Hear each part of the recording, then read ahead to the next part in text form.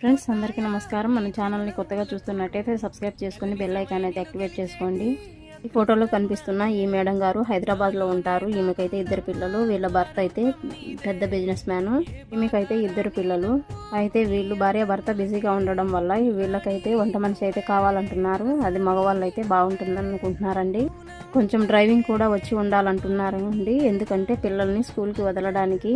అలాగే వీరికి కొద్దిగా తోట ఉందట. ఆ తోటను కూడా చూసుకోవడానికి అయితే మనిషి కావాలంటున్నారు.